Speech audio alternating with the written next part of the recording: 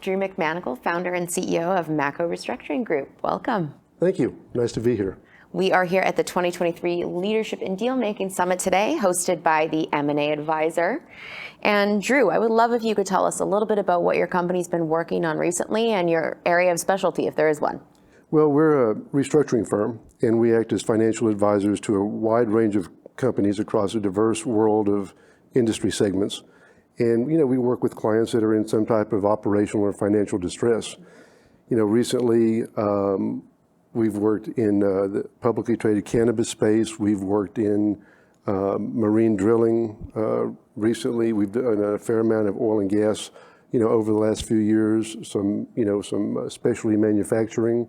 So it really covers a wide range of industries and endeavors. Oh, and so I know that you've been recognized a few times at these awards in past years. Tell us about some of the awards you've received in the past and the transactions that happened around those. Well, we've been very fortunate. We have a great team of professionals across the country. But we, last year, were awarded the Chapter 11 of the Year in the $250 to $500 million range for our work at Cred Inc., which was the first notable cryptocurrency bankruptcy filing a couple years ago. We were acted as financial advisor to the debtor. And so we were very proud of that. Pablo Bonjour, who's one of our managing directors in Houston, along with Paul Maniscalco, a senior managing director in Denver, led that engagement underneath me and did a great job because they actually understand crypto and how it works. And we were able to put that together. And then last year we won, or this year rather, we won we won 2 awards.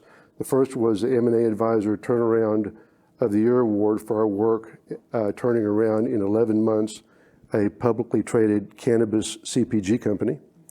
And then we also won this year the American Bankruptcy Institute Asset Sale of the Year Award for our work. David Weinhofer, who's a managing director and our marine expert in Houston, literally took control of an enormous semi-submersible drilling rig that was 4 nautical miles off the coast of Tampico, Mexico, and in bad shape. Took control of it, got it squared away, had it towed across the Gulf of Mexico during hurricane season, berthed it in Freeport, Grand Bahamas, and sold it for $63.3 million. And how have you in your career progressed to, presumably when you were younger, working at smaller deals and smaller transactions, to the type of work you're doing now? How did you build your business and build your network of contacts to have access to such transactions? Well, I was fortunate, and it was happenstance. I grew up in a family-owned oil and gas business in West Texas, in the Permian Basin. And unfortunately, like many businesses in the 80s, we got caught by the significant downturn in the oil and gas business, which included a number of bank failures, and the bank that we did business with was closed by the Federal Deposit Insurance one awful Friday. Yeah. And none of us knew what that meant, but what it ultimately meant is that we went out of business and filed Chapter 11. And I was a young man at the time, and that's how I learned about creditors' rights and all the stuff that goes with Chapter 11. And I transferred that working with a small boutique law firm in Houston and started my own firm in '93, and the rest is history. So straight personal experience. Straight personal experience.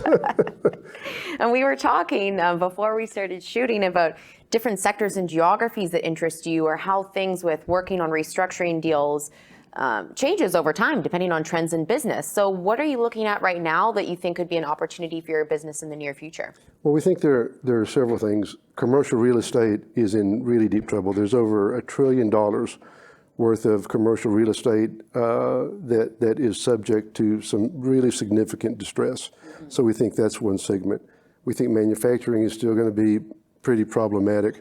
The service sector's retail obviously is continuing to show distress. And so we think that, you put all those together, it's a pretty gloomy picture. People always accuse me of being, a lot like Darth Vader. And I don't really mean to be, but we've just seen in our business, you have to be very pragmatic and real. Yeah. The numbers have to be real. The reality is that this business is going to make it or it's not. So we just think that lends itself to, the distressed industry and trying to fix companies that are fundamentally broke, which allows us to save companies, oftentimes, save jobs, maybe not everybody's, but a majority, and that's a pretty good feeling at the end of the day. Yeah, absolutely. Well, thank you so much for your feedback today and insights, Drew. Thank you. I am Leanna Hawkins, and this is M&A TV.